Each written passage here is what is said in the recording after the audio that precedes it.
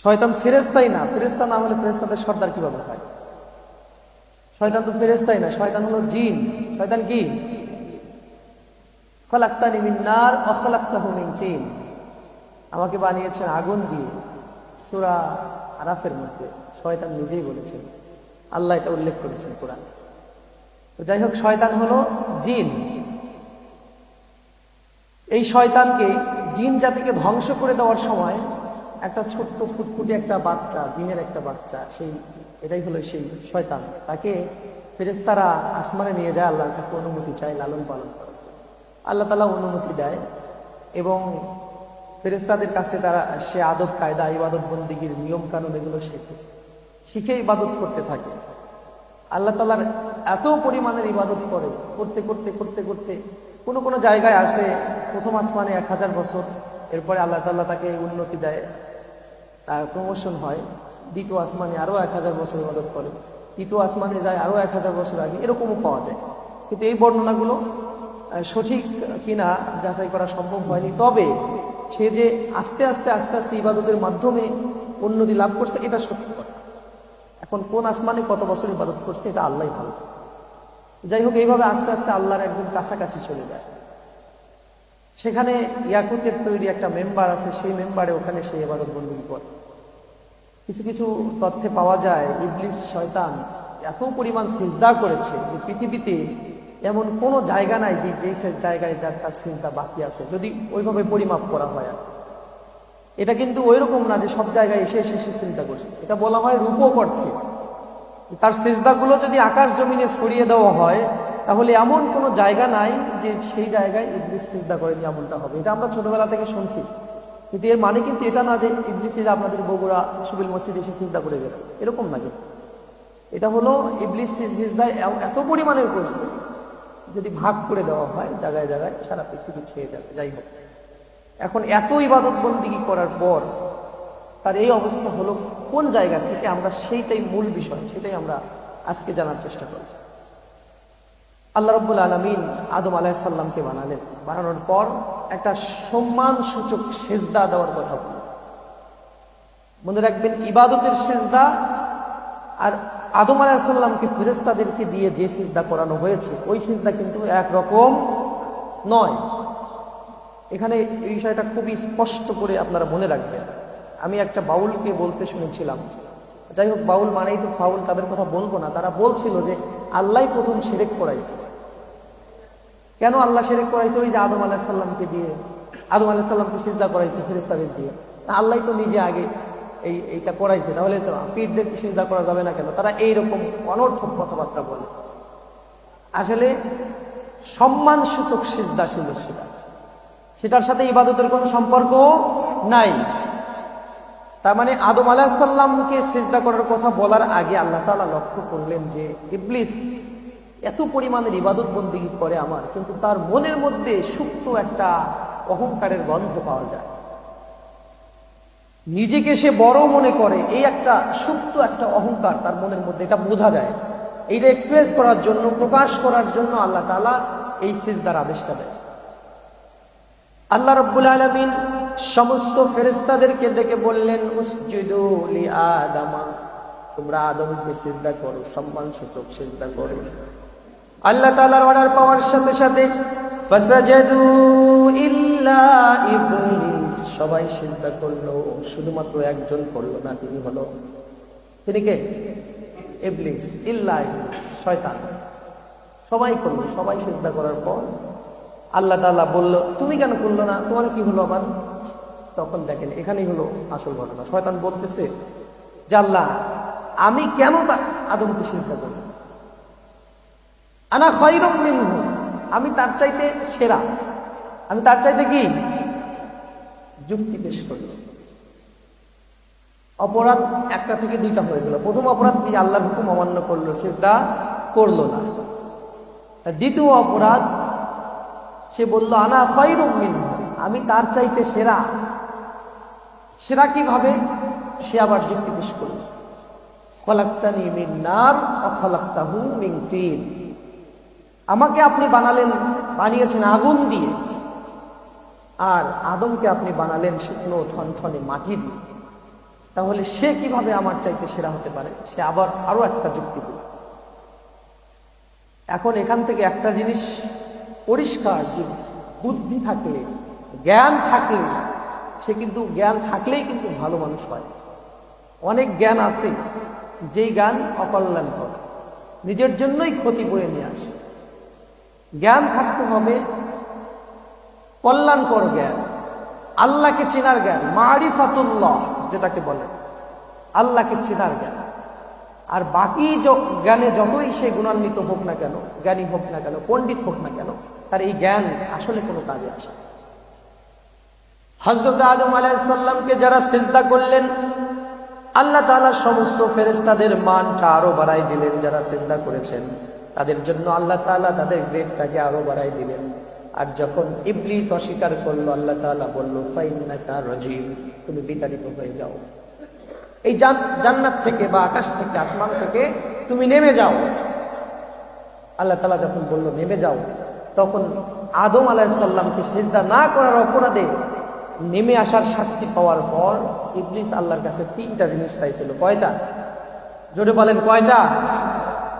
3টা জিনিস চাই। আল্লাহ, এতদিন ইবাদত বন্দেগী করলাম, এখন এই আদম সন্তানের জন্য আমাকে বিতাড়িত হতে হচ্ছে, তাহলে আমাকে 3টা জিনিস দেওয়া লাগে। আল্লাহ বললেন, যাও, তোমার আশা মঞ্জুর করা হবে, তুমি চাও, কি চাও?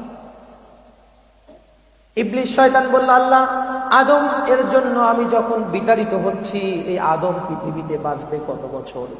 আল্লাহ রাব্বুল আলামিন জানাই দিলেন, আদম থাকবে পৃথিবীতে কিয়ামত পর্যন্ত। আদম যাবে, তার সন্তানেরা থাকবে, তার সন্তানেরা থাকবে, এই আবাদ কিয়ামত পর্যন্ত পৃথিবীতে হতে থাকবে।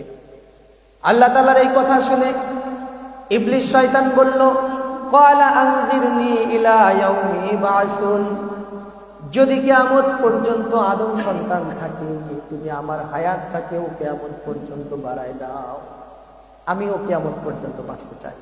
1 নাম্বার চাওয়া এটা। আল্লাহ তাআলা বললেন, যাও, মঞ্জুর করলাম, তোমাকে কিয়ামত পর্যন্ত হায়াত দেওয়া হবে, তোমার কোনো মরণ হবে না। এরপরে 2 নাম্বার চাওয়া, যে আদম সন্তানের জন্য আমি বিতাড়িত হলাম, এই নিয়ামত থেকে বঞ্চিত হলাম, তোমার ক্রোধের শিকার হলাম, ওই আদম সন্তানের শিরা উপশিরার মধ্যে ঢুকে ঢুকে যেন আমি তাকে ধোঁকা দিতে পারি, আর আমাকে অদৃশ্য রেখে দিতে হবে, কেউ যেন আমাকে দেখতে না পারে, অদৃশ্য রাখতে হবে, আমাকে যেন দেখতে না পারে। যদি দেখতে পাইতাম আমরা, তাহলে এই যে শয়তান যখন বলে আপনার ভাইকে মাথায় বাড়ি দেন, তখন আপনি আপনার ভাইয়ের মাথায় বাড়ি না দিয়ে ওর মাথায় কিন্তু বাড়ি দেন। দেখা গেলে ওই যে কিভাবে আপনাকে বলতেছে, আপনার মাথার মধ্যে কিভাবে এসে বলতে ঢুকাই দিচ্ছে এই কথাটা, যে দাও, বাড়ি মারো, বাড়ি মারো তোমার ভাইয়ের মাথায়, চুরি করো, জিনা করো, এই যে প্ররোচনাগুলো দিচ্ছে, তখন আমরা যদি তাকে দেখতে পেতাম, তাহলে আমরা তাকে আর আস্ত রাখতাম না। এই জন্য শয়তান বলল যে আমাকে অদৃশ্য রাখতে হবে। হাদিস শরীফের মধ্যে এসেছে, ইন্নাশ শাইতানা ইয়াজরি মিনাল ইনসান, নিশ্চয়ই শয়তান মানুষের মধ্যে এমন ভাবে মিশে যায়, মাজরাদ দাম, যেমন রক্তের শিরা উপশিরাগুলো মানুষের শরীরে চলাফেরা করে, মানুষ বুঝতে পারে না। মাজরাদ দাম বলতে হাদিস শরীফের মধ্যে বোঝানো হয়েছে, মানুষের রক্ত যেভাবে শরীরে চলাচল করে, ওইভাবে শয়তান মানুষের শিরা উপশিরায় চলাচল করে। বলেন নাউজুবিল্লাহ। একদম শিরা উপশিরার মধ্যে ঢুকে ঢুকে যেখানে প্রয়োজন সেখানেই আপনাকে ঢোকাবে, সব সময় আপনার সাথে থাকবে, একদম ক্লোজ, এত কাছে থাকে সব সময়। অন্য আর একটা হাদিস শরীফের মধ্যে এসেছে, মানুষ যখন ঘুমায় যায়, মানুষের নাকের ভিতরের যে নরম জায়গাটা থাকে, ওই নাকের ভিতরে ওই জায়গায় গিয়ে শয়তান বসবাস করে। এই জন্য সকালবেলা যখন আমরা ওযু করি, ওযু করার সময় ঠান্ডা পানি যখন নাকের মধ্যে পৌঁছানো হয়, দেখবেন ওযু করার আগে যে ঘুম থাকে, ওযু করার পর আর ঘুম থাকে না। যদি কেউ সঠিকভাবে ওযু করে, তার ঘুমটা চলে যায়, শয়তান চলে যায়, তাকে ফেলে দিয়ে চলে যায়। কিন্তু ওযু করার আগে কিন্তু ঘুম ছাড়তেই চায় না। এটাই হলো ওই নাকের মধ্যে থাকার কথা বলা। আল্লাহ তাআলা বললেন, তোমার শর্ত মঞ্জুর, তোমার চাওয়া মঞ্জুর করলাম, তোমাকে অদৃশ্য বানিয়ে দিলাম, আদম সন্তানের শিরা উপশিরায় ঢোকার মতো শক্তি তোমাকে দান করে দিলাম। তাহলে 1 এবং 2 তার আশা, 2টা আশা তার পূরণ করা হলো। এবার 3 নম্বরের চাওয়া যে আমি যখন শয়তানি করব, আমার যত অনুসারী থাকবে আমাকে সহ কিয়ামত পর্যন্ত আমাদেরকে রিজিক দিতে হবে। মজার বিষয় এটা যে রজ্জাক তুমি, তোমার বিরুদ্ধে কাজ করব, কিন্তু রিজিক তোমারই দেওয়া লাগবে। এটাই হলো আমার 3 নম্বর চাওয়া। শয়তান কার বিরুদ্ধে কাজ করে? কথা বোঝেন না মনে হয় আপনারা। কার বিরুদ্ধে শয়তান কাজ করে? আল্লাহর বিরুদ্ধে কাজ করে। আর শয়তানকে রিজিক কে দেয়? আল্লাহই দেয়। এটা ছিল শয়তানের 3 নম্বরের চাওয়া। শুধু আমাকে না, আমার যত অনুসারী আছে এই সব অনুসারীদের কিয়ামত পর্যন্ত তোমারই রিজিক দেওয়া লাগবে। এটা আমার 3 নম্বরের চাওয়া। এই যে এত এত ইবাদত তোমার আমি করছি, এই 3টা চাওয়া আমার পূরণ করতে হবে। এই জন্য দেখবেন কাফিররা, মুশরিকরা, বেঈমানরা, নাস্তিকরা, আল্লাহ বিরোধী যারা আছে তাদের দুনিয়াতে রিজিকের কোনো অভাব হয় না। আল্লাহ তাআলা তাদের এত পরিমাণ দিয়ে রেখেছে, কোনো অভাব তাদের স্পর্শ করতে পারে না। হাজার হাজার কোটি কোটি টাকা ব্যালেন্স থাকে, আর্থিক সচ্ছলতা থাকলেই, দুনিয়ার সুখ থাকলেই আপনি তাকে মনে করতে পারেন না সেই মানুষটা সফল অথবা ভালো মানুষ। সে ভালো মানুষ নাও হতে পারে, সে সফল নাও হতে পারে, যদিও তার আশেপাশে সব কিছু পরিপূর্ণ থাকে। অনেক মানুষকে আপনি দেখবেন তার কি লাগবে সবই আছে, টাকা পয়সা ক্ষমতা সব কিছু আল্লাহ দিয়ে রাখছে। এটা হলো ওই যে শয়তানের ওয়ার্কার। যদি সে ইমানদার না হয়, সে শয়তানের ওয়ার্কার, কিন্তু শয়তান তার জন্য আল্লাহর কাছে আগেই রিজিক চেয়ে বসে আছে। এটার আরো একটা ব্যাখ্যা হলো আল্লাহ তাআলার নাম হলো রহমান। রহমান শব্দের অর্থ এমন দয়াময়, এমন দয়ালু যে তার শত্রুকে দেয়, বন্ধুকেও দেয়, সবাইকে দেয়। যে তার পক্ষে কাজ করে তাকেও দেয়, যে তার বিপক্ষে কাজ করে তাকেও দেয়। রহমান বেছে বেছে দেয় না। আল্লাহ তাআলার আরো একটা নাম আছে, সেই নামের নাম হলো রহিম। রহিম মানেও দয়াময়, রহিম মানেও করুণাময়। কিন্তু রহিম শুধু দয়া করে তার আপন মানুষদের, যারা তার ইবাদত করে। রহিম শুধু তাদেরকে দয়া করে। আর রহমান যিনি, তিনি সারা পৃথিবীর মানুষের জন্য সমানভাবে দয়া করে। বলেন সুবহানাল্লাহ। সবার জন্য তার দয়া একদম সমান। এই শয়তানের 3 নম্বর চাওয়া ছিল, আমি এবং আমার বংশধর, আমার জন্য যারা কাজ করবে, তোমার বিরুদ্ধাচরণ যারা করবে কিয়ামত পর্যন্ত, আমার অনুসারীদের এবং আমাকে তোমার রিজিক দেওয়া লাগবে। এই রিজিকের দায়িত্ব তুমি নিয়ে নাও, তাহলে আমরা টেনশন ছাড়া কাজ করতে পারবো। যদি এরকম হতো যে নামাজ পড়ে না তার খাবার মিলবে না, তাহলে দেখতেন যে সবাই কিন্তু নামাজ পড়তো, খাবার জন্য হলেও এসে নামাজ পড়তো।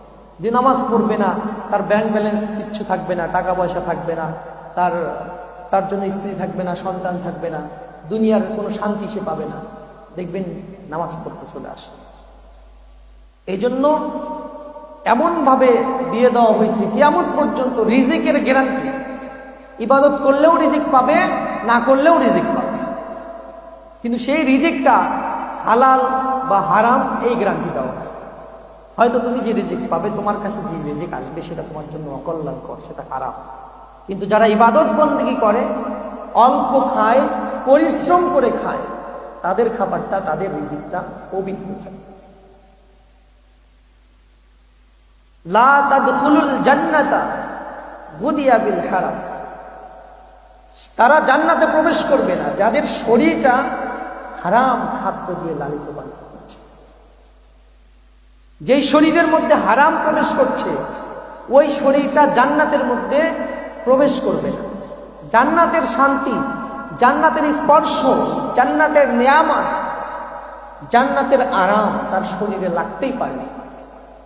জাসাদুন গুদিয়া বিল হারাম, যেই শরীরটা হারাম দিয়ে লালিত পালিত হচ্ছে। দুনিয়াতে তাকে যদিও পরহেজগারি দেখায়, কিন্তু দেখতে আল্লাহর ওলি মনে হলেও সেই আসলে জান্নাতে সে প্রবেশ করতে পারে যদি তার খাবারের মধ্যে হারাম।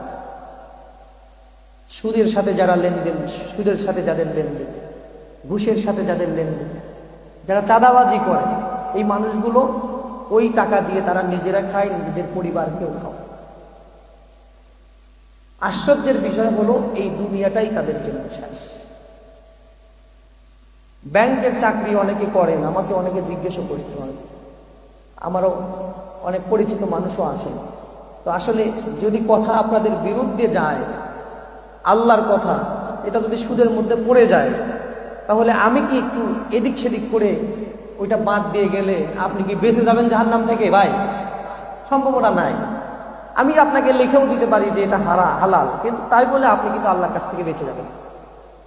আমার বলা এবং না বলাতে কোনো ইফেক্ট পড়বে না এই কাজের উপর, এই জিনিসের উপর। এটা হালাল কি হারাম। ব্যাংকে চাকরি যদি করেন, এমনটা নয় যে আপনি খেতে পারেন না, আপনি চলতে পারেন না। আপনার চলাফেরার জন্য, খাবার দাবারের জন্য পর্যাপ্ত পরিমাণ আছে। শুধু ব্যাংকে যদি আপনি চাকরি করে থাকেন, আপনি আস্তে করে রিজাইন দিয়ে অন্য চাকরি করেন, ততদিন পর্যন্ত আপনি করতে পারবেন। 2-1 মাস আপনি কিভাবে করতে পারবেন শর্ত সাপেক্ষে, সেটা হলো আপনার এমন জরুরি অবস্থা যে আপনার এই চাকরিটা বাদ দিলে সাথে সাথে আপনার স্ত্রী সন্তান না খেয়ে থাকবে। আপনার আরো 1 মাস সময় নিয়ে আরো একটা কর্ম যদি আপনি, এটা তাও চলে না কিন্তু এটা চালানো যায়, একটা অজুহাত আপনি দিতে পারবেন। কিন্তু ব্যাংকে যারা চাকরি করে, আসলে কি তাদের এই অবস্থা যে 1 মাস চাকরি না করলে, 2 মাস চাকরি না করলে বউ বাচ্চা না খেয়ে মারা যাবে, এমন অবস্থা কারো আছে নাকি? 1 মাস না, 2 মাস না, 1 বছর বসে থাকলেও তাদের কোনো সমস্যা হওয়ার কথা নয় আমাদের সমাজে যারা ব্যাংকের চাকরি। তাহলে এই সুদ ভিত্তিক লেনদেন যেখানে আছে, সুদের সাথে আমাদের কোনো সম্পর্ক থাকতে পারে না। এটা কেন বললাম, আপনাদেরকে একটা উদাহরণ দিয়েই বলছি। শয়তানের ব্যাপারে সবাই খেয়াল করবেন, মনোযোগ দিয়ে খেয়াল শোনেন। শয়তানের ব্যাপারে আল্লাহ তাআলা বলছেন, সুম্মা লাআতিয়ান্নাহুম মিন বাইনি আইদিহিম ওয়া মিন খালফিহিম ওয়া আন আইমানিহিম ওয়া আন শামাইলিহিম ওয়া লা তাজিদু আকতারাহুম শাকিরিন। আস্তে আস্তে ডান থেকে, বাম থেকে, সামনে থেকে, পিছন থেকে আস্তে আস্তে প্রবেশ করে শয়তান। মনে করেন এখান থেকে ওই বিশ্ব রোডের উপরে 100 গজ দূরে একটা আগুন জ্বালানো আছে। আগুন জ্বালানো আছে, আপনি এখানে বসে আছেন বা দাঁড়িয়ে আছেন। এখন শয়তান আপনাকে যদি বলে সরাসরি আগুনে গিয়ে ঝাঁপ দাও, আপনি তো দিবেন না, কারণ আপনি জানেন যে আগুনে ঝাঁপ দিলে আপনি পুড়ে যাবেন। শয়তান আপনাকে কি বলবে জানেন? 1 পা সামনে আগাও, কোনো সমস্যা নেই।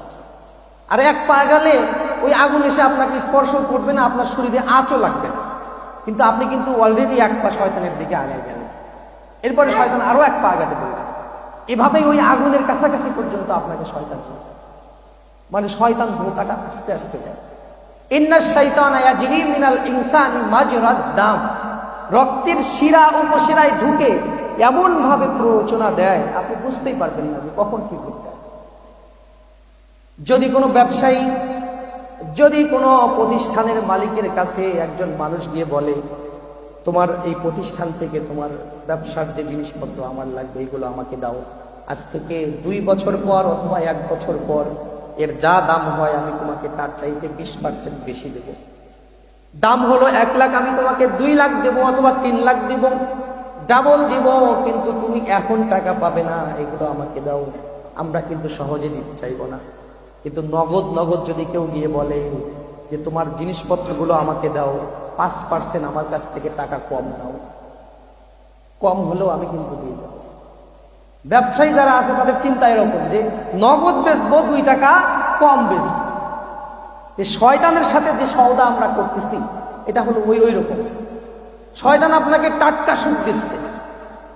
দুনিয়াতে জিনা করার লাইসেন্স পাচ্ছেন, চুরি, ডাকাতি, রাহাজানি, ছিনতাই, বদমাইশি, চাঁদাবাজি, যা ইচ্ছা সুদ ঘুষ সব আপনি করতেছেন। শয়তান বলতেছে এগুলো করো, সেই জাহান্নাম অনেক দূর।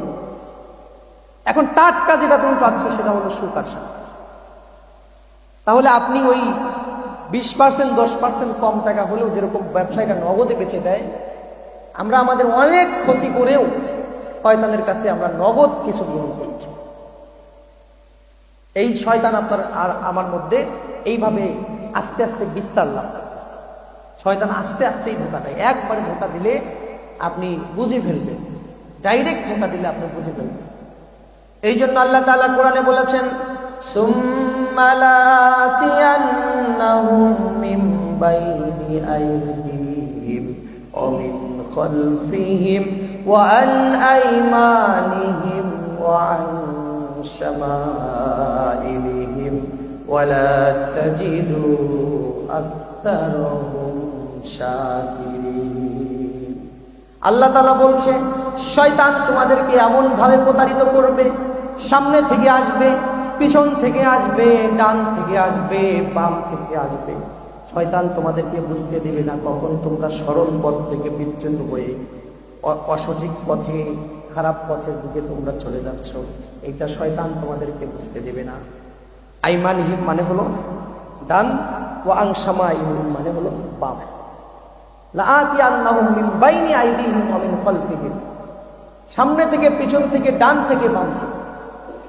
সামনে থেকে বলতে বোঝায় আপনার সামনে শয়তান এমন ভাবে ডানা বিছায়া এমন ভাবে দাঁড়াবে যে আপনি পিছনে কি আছে এটা দেখতে পাবেন। আপনি ছোট কোনো গাড়ির মধ্যে বসলে রাস্তায় বড় একটা ট্রাক যদি আসে, ওই ট্রাকের পিছনে কি আছে এটা দেখা যায় না। ওর পিছনে ফাঁকাও থাকতে পারে, ওর পিছনে জ্যামও থাকতে পারে, কিন্তু আপনি ওইটা দেখতে পাচ্ছেন না। শয়তান সামনে থেকে ধোঁকা দেয় মানে শয়তান আপনাকে আপনার চোখের উপর এক ধরনের পর্দা ফেলে দেয় যে জাহান্নাম আর জান্নাত এটা অনেক দূর। এটা হলো সামনে থেকে ধোঁকা, অনেক দূর। এখন নগদ তুমি কি দেখতে পাচ্ছ? নগদ দেখতে পাচ্ছ দুনিয়ার টাটকা সুখগুলো, অর্থ সম্পদ, এই গাড়ি বাড়ি, এইগুলোই তুমি দেখতে পাচ্ছ। এটা হলো নগদ। আর এর পিছনে ওই যে সামনে থেকে এভাবে সে আছে, এর পিছনে যা আছে সেগুলো অনেক দূর, সেগুলো বড় ব্যাপার নাও। এখন যেটা আছে সেটা অ্যাকসেপ্ট করো, সেটা গ্রহণ করো। এটা হলো সামনের থেকে ধোঁকা। এরপরে শয়তান পিছন থেকেও ধোঁকা দেয়, ডান থেকেও ধোঁকা দেয়, আমলের দিক থেকেও ধোঁকা দেয়, আবার গুনার দিক থেকেও ধোঁকা দেয়। এটা কিছুটা গত সপ্তাহে আমি বলছি। তো যাই হোক, শয়তান আমাদের প্রকাশ্য শত্রু। আমরা শয়তানের ব্যাপারে সতর্ক হব। এই শয়তানের বিতাড়িত হওয়ার কারণে এতক্ষণ আলোচনা শুনে যারা শুরুতে ছিলেন তারা একটা জিনিস আমার মনে হয় বুঝতে পারছেন যে আল্লাহ তাআলা শয়তানকে বিতাড়িত করার কারণ, মূল কারণটা কি ছিল। তার মনের মধ্যে সুপ্ত একটা অহংকার ছিল। যখন আল্লাহ তাআলা বললেন উসজুদু লি আদামা, তখনই সেটা প্রকাশ পেয়ে গেল। ফাসাজাদু ইল্লা ইবলিস, সবাই করলো কিন্তু সে করল। তার যুক্তি ছিল আনা খায়রুম মিনহু, আমি তার চাইতে সেরা। কেন সেরা? খলাকতানি মিন নার ওয়া খলাকতাহু মিন তিন, আপনি আমাকে বানালেন আগুন দিয়ে আর তাকে বানালেন মাটি, আমি তো তার চাইতে সেরা। এটাই ছিল তার যুক্তি। তার মানে এই যে সেরা সেরা ভাব একটা আমাদের মধ্যে আছে না নাই? সেরা সেরা ভাব, আমি ওর চাইতে সেরা, আমি ওর চাইতে ভালো, আমি ওর চাইতে সুন্দর, ওর চাইতে ক্ষমতাশীল, ওর চাইতে টাকাওয়ালা। এই যে সেরা সেরা ভাব, আমি ওর চাইতে ধনী, এই জায়গায় ওর চাইতে আমার ক্ষমতা বেশি, এই ভাব আমাদের সবার মধ্যে আছে। সেরা সেরা ভাব এটা শয়তানের মধ্যে ছিল। এই শয়তানের মধ্যে সেরা সেরা ভাব থাকার কারণে শয়তান কিন্তু আজকে সেই কত শ্রেষ্ঠ মর্যাদা তার ছিল, এখন সে কত নিকৃষ্ট হয়ে গেছে। প্রত্যেক দিন মানুষ তাকে পাইকারি হারে গায়ে বকা দেয়, হাজী সাহেবরা পাথর মারে, দেখছেন না এগুলা? আপনি সকাল বিকাল আপনি না বুঝেও আপনি হয়তো সর্বনিম্ন যারা নামাজ কালাম পড়েন সর্বনিম্ন 20-30 বার শয়তানকে বকা দেওয়া আপনার শেষ সকাল থেকে। আউযু বিল্লাহি মিনাশ শাইতানির রাজিম পড়তেছেন না আপনারা?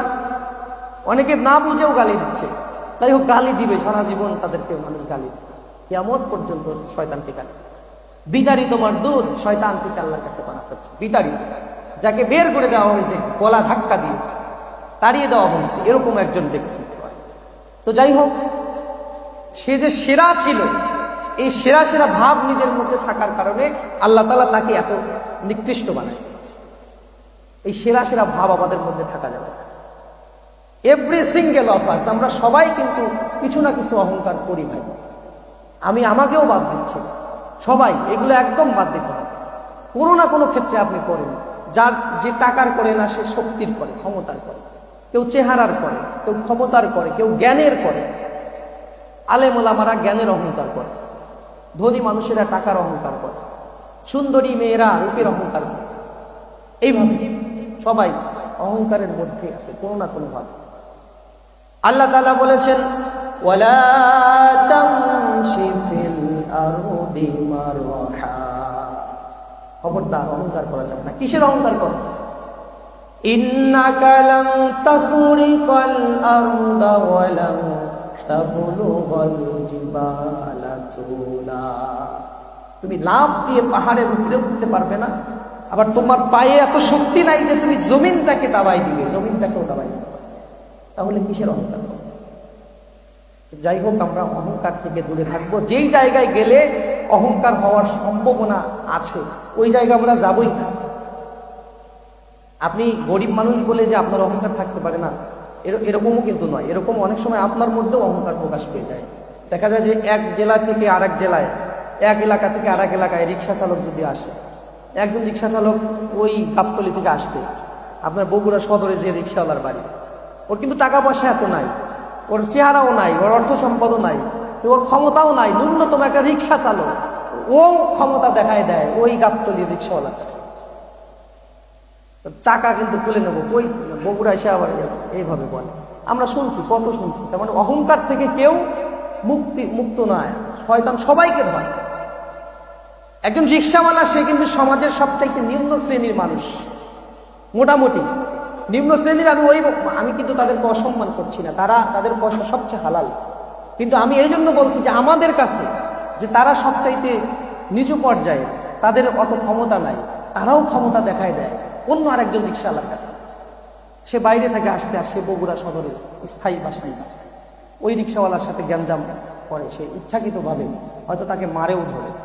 তার মানে অহংকার থেকে কেউ মুক্ত নয়, আমরা সবাই অহংকার করি। যার যার জায়গা থেকে আমরা চেষ্টা করি অহংকার করার জন্য। এইটা আমাদের একটু বুঝতে হবে। আমাদের কথার মাধ্যমে, আমাদের আচার আচরণের মাধ্যমে, আমাদের কাজের মাধ্যমে অহংকার যেন আমরা না করে ফেলি। করলেই আমরা কিন্তু সর্বশ্রেষ্ঠ থেকে সর্বনিকৃষ্ট হয়ে যাব, যেটা শয়তানের সাথে আল্লাহ তাআলা করেছে। তো যাই হোক, আজকের মতো এ পর্যন্তই। আপনারা একটু আগে আসার চেষ্টা করবেন, তাহলে আমিও একটু আগে আসার চেষ্টা। আপনারা যখন পরে আসেন